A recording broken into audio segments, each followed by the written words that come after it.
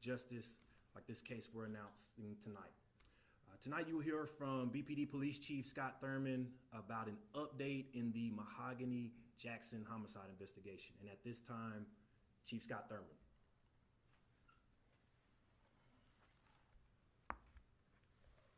So good evening. The Birmingham Police Department announces 7 arrests have been made in the Mahogany Jackson homicide investigation. On Sunday, February 25th, 2024, the Birmingham Police Department officers began investigating the missing persons case of 20-year-old Mahogany Jackson. Mahogany sent a text message to a family member that she had been kidnapped. Early the following day, officers and detectives discovered Mahogany's body in the 1700 block of Laurel Avenue. Investigators determined that she had been shot. With assistance from the community, detectives were not only able to locate Mahogany Jackson's body, but detectives took 7 suspects responsible for Mahogany's murder into custody within 48 hours of this investigation. On Wednesday, February 28, 2024, detectives were able to obtain arrest warrants for the following suspects. Giovanni Clapp, black female, 23 years of age. She is charged with felony murder, kidnapping first degree, sodomy first degree, and assault second with injury. Blair Green, black male, 25 years of age of Birmingham, is charged with felony murder, kidnapping first degree, and sodomy first degree. Tasia Lewis, black female, 25 years of age of Birmingham, is charged with felony murder, assault second, injury with a weapon. Francis Harris, black male, 25 years of age of Birmingham, Alabama, is charged with capital murder, sodomy first degree, and capital murder and kidnapping first. Sanaya McCall, black female, 23 years of age of Bessemer, Alabama, is charged with felony murder, kidnapping first, and sodomy first. Jeremiah McDowell, black male, 18 years of age of Bessemer, Alabama, is charged with capital murder, sodomy first, and capital murder with kidnapping first. Brandon Pope, black male, 24 years of age of Birmingham, Alabama, is charged with capital murder, kidnapping first, and capital murder with sodomy first. The facts of this case are deplorable and sickening. Saddest of all, they were made public by the suspect's decision to videotape portions of this horrific act. We hope to shield Mahogany's family and friends by withholding specific facts surrounding the investigation. However, we have determined that Mahogany was a victim of sexual assault with murder and kidnapping. Recently, Mayor Randall Woodfin and the Birmingham Police Department have urged the public assistance to help the Birmingham Police Department investigate violent acts such as these described in this case. In Birmingham, you answered the call. It's hurtful to know that 7 individuals could participate in such vile acts, but this case highlights the strength and the effectiveness of the partnership between the Birmingham Police Department and our community, as 7 suspects are now behind the bars and will soon be in custody of the Jefferson County Jail with no bond. And I'll tell you, as many of you know, I served a number of years in the homicide unit, and this is undoubtedly one of the most heinous acts I've seen in my career. It's absolutely disgusting.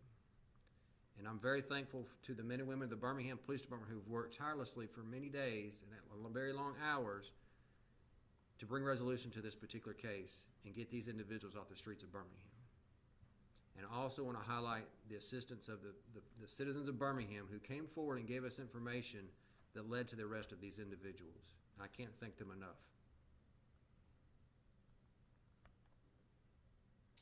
Chief, can you tell us how long Mahogany was held hostage and tortured, and do you have a possible motive? I will say that all of these individuals were acquaintances, that they were not strangers to one another. As far as an exact time of how long she was held, I don't have that information. And do you have a potential motive? I would just say that they're all acquaintances of one another. I know on early Monday morning, you all went out there with the family to go look for her. What happened during that time? Were you all able to find her? Or clearly not at that moment, but what happened? How did you... Well, Monday's when we found her body. You know, Sunday's when we got the information about the fact that she had been kidnapped and began a search to try and locate her. It was in the early hours of Monday morning that we received information that led us to where her body was, so we were able to recover and begin a homicide investigation at that point. So in no way you all made it to the apartment We had been to that apartment complex on Sunday, yes. So what happened there? Did you make contact with any of the We did make suspects at contact the with time? someone, we did question some individuals. What came of that conversation? One of those individuals is charged.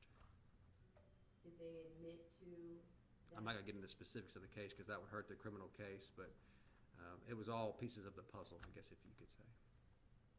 And how do situations like these work with her texting her family members saying she was being hostage or asking them to send the police?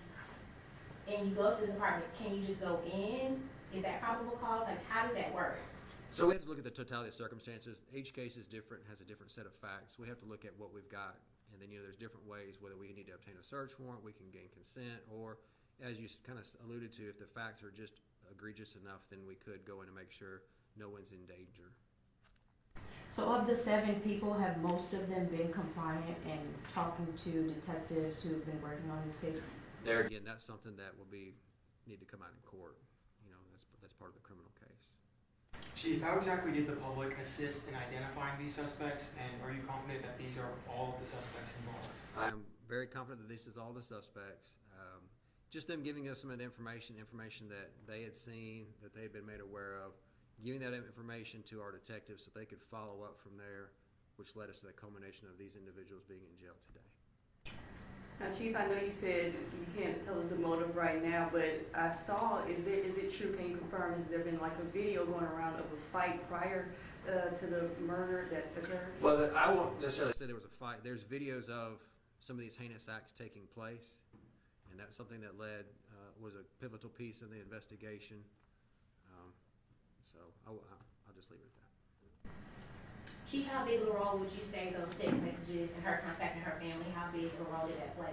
Well, I think that was a very big role because that kind of got the police involved. Otherwise, we wouldn't have been involved prior to that time had that information not gotten out to someone so they could alert us so we could begin an investigation. The investigation initially began as a missing persons case.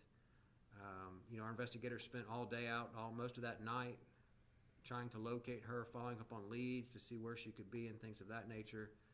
And then, unfortunately, a few hours later, we received information of where her body was. We went to that location and did indeed find her body. Chief, I just want to clarify something from earlier. Did the victims all the suspects all knew each other? Did they also know the victim? Yes. Everyone involved in the case, victim suspects, were all acquainted with one another. Can you say if the person that led you to Mahogany's body is one of the suspects? They are not. And if you know where Mahogany was shot, was that an apartment complex? Or? There again, that's some of the facts that the detectives have they'll be presenting in court. How much longer do you think it'll take to Kind of sort of wrap this case up before you get to court. Are there more things that you're gathering? There's constantly always things, that are ongoing in a case. There's a lot of other leads and things to follow up on, testing of evidence, getting, things back from search warrants, things of that nature. So there's always, just because an arrest is made, there's still a lot of things that need to be done before we get to court to make sure that every stone is unturned, everything is checked into and evaluated. Do you all think that these are the only people that were involved, all 7? Yes. How many other locations was she taken to other than the first apartment? There were some others. There again, that's something that's kind of critical to the case that, only the people involved would know some of that information, so sharing that with the public could potentially hurt the criminal case in the future. Can you say if she was killed at the location she was found or killed somewhere else? I don't have that information. Is there anything you want to say to the community? I know we've had For several weeks, days, have been talking about homicides happening.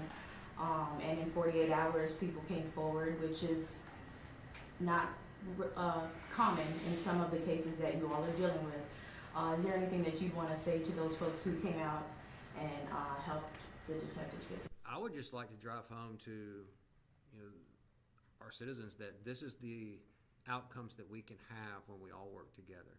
We can get these people off the street very quickly to ensure the safety of everyone in Birmingham when we all work together and information is shared. And so these men and women who work in the Birmingham Police Department work very hard. They haven't hardly been home working on this case and some of the other cases, but this is what can happen when we all work together and we share information.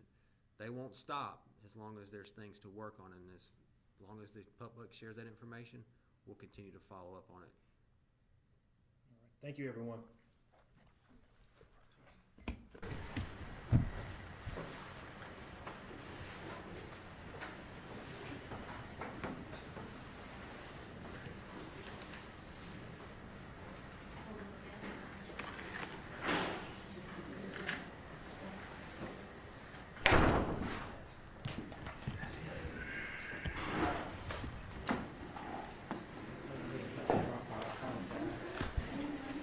We can go down, right?